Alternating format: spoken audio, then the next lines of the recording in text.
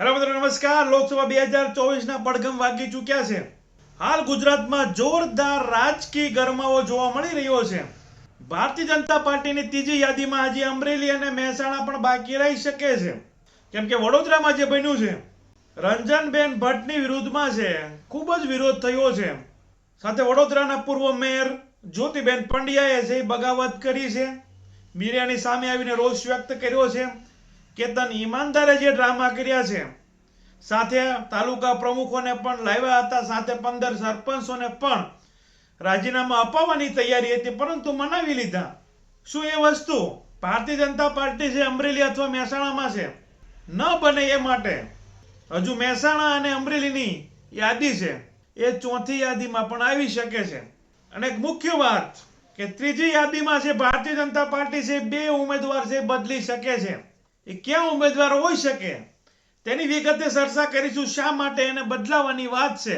સૂત્રો દ્વારા અમને જે કંઈ મળી રહ્યું છે, જે બંને સીટના ઉમેદવાર છે જાહેર થઈ ચૂક્યા છે, એ સીટ પર કોંગ્રેસના બંને લોકસભાના ઉમેદવાર પણ જાહેર થઈ ચૂક્યા છે અને જોરદાર પ્રચાર કરી રહ્યા છે અને એને જોરદાર જન પ્રતિસાદ મળી રહ્યો છે, જેના કારણે ભારતીય જનતા પાર્ટી છે ત્યાં ઉમેદવાર બદલવાની તૈયારી કરી રહી છે, જે અમને માહિતી મળી રહી છે. સાથે આ ત્રીજી યાદીમાં માત્ર જૂનાગઢ અને સુરેન્દ્રનગરના નામ જ જાહેર થાય તેવી વાત પણ આવી રહી છે. સાથે જે પેટા ચૂંટણી છે વિધાનસભાના ઉમેદવાર જાહેર કરવાના છે એ કરી શકે છે, પણ એમાં પણ ઘણું બધું કોકડું ગૂંચવાયેલું છે કે માણાવદરમાં શું કરવું, જવાહરભાઈ ચાવડાને મનાવવા તો કઈ રીતે મનાવવા. સાથે અમરેલી અને મહેસાણામાં નીતિનભાઈ પટેલને છે દાવેદારી પરત ખેંચાવી. અમરેલીમાં દિલીપભાઈ સંઘાણી જે જૂના જોગી છે, નીતિનભાઈ પટેલ પણ જૂના જોગી છે, એ પણ માંગણી કરી રહ્યા છે. દિલીપભાઈ સંઘાણી છે એ તેના ભાઈને અથવા તેને જે ટિકિટ આપવાની વાત છે કરી રહ્યા છે, જ્યારે નીતિન પટેલે તો ટિકિટ માંગી જ હતી, પરંતુ તેને તેની દાવેદારી છે પરત ખેંચવાની છે જાણ કરવામાં આવી. તો જે કે રાજકીય ડ્રામા હાલ ગુજરાતમાં ચાલી રહ્યા છે, ખૂબ જ ગુજરાતમાં રાજકીય ગરમાવો ચાલી રહ્યો છે, તેની વાત કરવી છે. શા માટે આ બંને સીટના ઉમેદવારને બદલવાની ભારતીય જનતા પાર્ટી છે વાત કરી રહી છે? તો દરેક ચર્ચા આપણે આજના વિડીયોમાં છે કરીએ. અમારી ચેનલમાં ભારતમાં અને ગુજરાતમાં જે બી ઘટનાઓ ઘટતી હોય છે તેને સરળ ભાષામાં સમજાવતો હોય છે. આવા નવા વિડીયો જોવા માટે અમારી ચેનલને તમે સબસ્ક્રાઇબ કરી શકો છો. બાજુનું બેલ આઇકન છે તેને ઓલ સિલેક્ટ કરો, જેથી કરી અમારો વિડીયો અપલોડ થાય તરત જ તમને નોટિફિકેશન મળી જાય. વિડીયોની શરૂઆત કરીએ. ગુજરાતમાં રાજકીય ગરમાવાની શરૂઆત છે વડોદરામાંથી થાય છે. બીજી યાદી જાહેર થાય છે. રંજનબેન ભટ્ટને છે ત્રીજી વખત છે રિપીટ કરવામાં આવે છે. એક રાત જાય છે અને સવાર પડતા જ વડોદરાના પૂર્વ મેયર જ્યોતિબેન પંડ્યા છે મીડિયાની સમક્ષ આવે છે, પોતાનો રોષ વ્યક્ત કરે છે. હું રાજીનામું આપી રહી છું. એ રાજીનામું પહોંચાડે એ પહેલા જ ભારતીય જનતા પાર્ટી છે 6 વર્ષ માટે રંજનબેન ભટ્ટને છે સસ્પેન્ડ કરે છે. બાદમાં થોડાક દિવસ થાય છે, ફરીથી વડોદરા માર્કેટમાં આવે છે. સાવલીના ધારાસભ્ય કેતન ઈમાનદાર છે રાજીનામું રાત્રે 1 વાગે આપે છે. સાથે તાલુકા પંચાયતના પ્રમુખ, ઉપપ્રમુખ, સાવલી આસપાસના 15 ગામોના સરપંચ સાથે જે રાજીનામું આપવાની તૈયારી કરે છે. બાદમાં છે જે કઈ આ ડ્રામા છે એનો પૂર્ણ વિરામ આવે છે. CR પાટીલ સાથે કેતન ઈમાનદારની મીટિંગ થાય છે અને ફરી એક વખત કેતન ઈમાનદાર છે એ રાજીનામું છે પરત ખેંચે છે. જે વડોદરામાં થયું છે એવું અમરેલી અને મહેસાણામાં ન થાય. નીતિનભાઈ પટેલ કહેવાય છે કે નારાજ ચાલી રહ્યા છે. જો અમરેલીમાં દિલીપ સંઘાણીના પરિવારને ટિકિટ ન આપે તો અંદર ખાને કોઈ બગાવત કરે, માર્કેટમાં છે ભાજપની સાથે રહે અને ત્યાં ભારતીય જનતા પાર્ટી છે હારે અથવા જો એવી લીડ ન આવે એવું પણ થઈ શકે છે. નીતિન પટેલની દાવેદારી તો તેના જ મુખે બોલાવી અને પરત લેવડાવી છે અને દિલીપભાઈ સંઘાણી તો હજુ રાહ જોઈને બેઠા છે કે મારા પરિવારના, મારા ભાઈને કે મને છે ટિકિટ મળશે. અને એ પણ માહિતી મળી રહી છે કદાચ છે ત્રીજી યાદી જાહેર થાય તેમાં જૂનાગઢ અને સુરેન્દ્રનગર બેના જ ઉમેદવાર છે સામે આવશે. મહેસાણા અને અમરેલી સીટના ઉમેદવાર છે હજુ જાહેર કરવામાં નહીં આવે.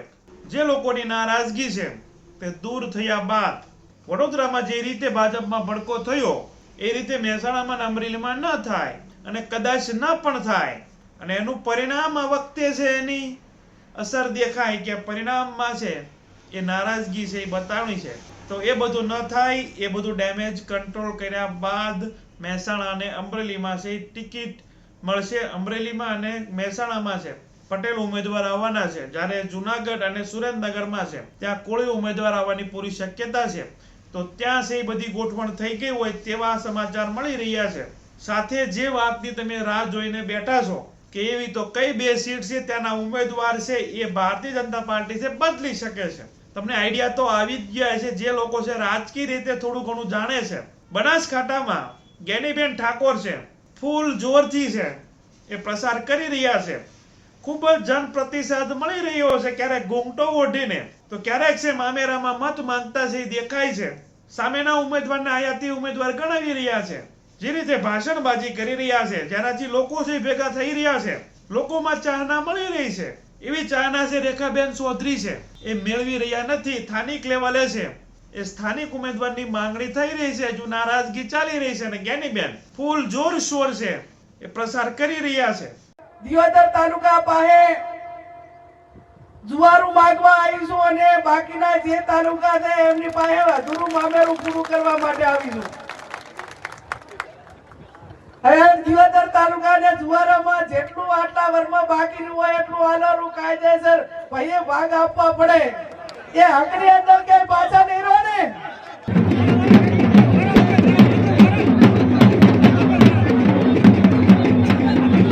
તો એક આ બનાસકાંઠાની જે સીટ છે ત્યાં એક કોઈ સ્થાનિક ઉમેદવારને છે ટિકિટ આપવામાં આવે અને રેખાબેનની ટિકિટ છે કાપવામાં આવે એવા સૂત્રો દ્વારા માહિતી મળી રહી છે.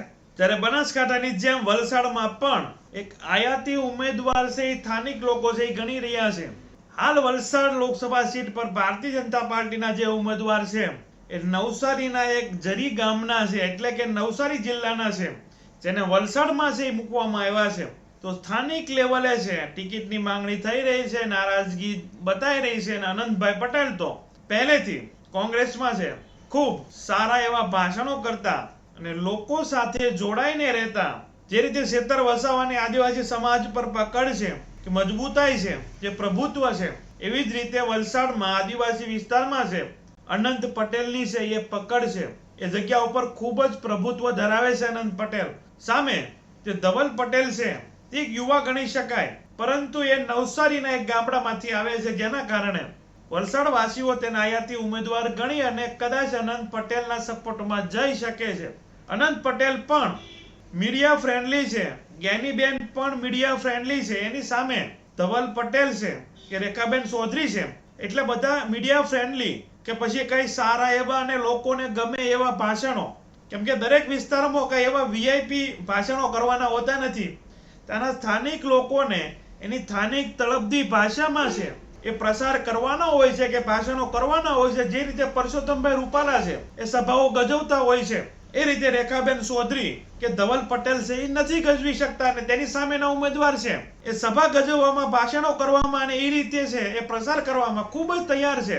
જ્ઞાનીબેનનું તમે જુઓ છો ઘૂંઘટા તાણે છે, સાસરીમાં જઈને મત માંગે છે, મામેરામાં મત માંગે છે, ભાષણો પણ એકદમ બનાસકાંઠી તળપદી ભાષામાં છે આપતા હોય છે. તો બંને ઉમેદવાર છે ભારતીય જનતા પાર્ટી છે બદલી શકે છે. તો બંને ઉમેદવાર બદલવાની વાત પર અને મહેસાણા અને અમરેલીની વાત પર તમારું શું કહેવું છે? તમારા વિચારો છે એ જરૂર રજૂ કરજો. અને અગાઉ આપણે બનાસકાંઠામાં જે કઈ જાતિગત સમીકરણ છે એ પ્રમાણે કોનું જોર છે, તમે કઈક આંકડામાં છે ફેરફાર છે. ઘણા લોકોની કમેન્ટ છે કે ઠાકોર સમાજ વધારે છે કે ચૌધરી સમાજ વધારે છે, પરંતુ હાલ પકડ છે જ્ઞાનીબેનની મજબૂત દેખાઈ રહી છે પ્રસારમાં, જન પ્રતિસાદમાં. તો એ વિડીયો પણ આ વિડીયોના બાદમાં તમે જોઈ શકો છો. એમાં કંઈક આંકડામાં છે થોડો ઘણો ફેરફાર હશે.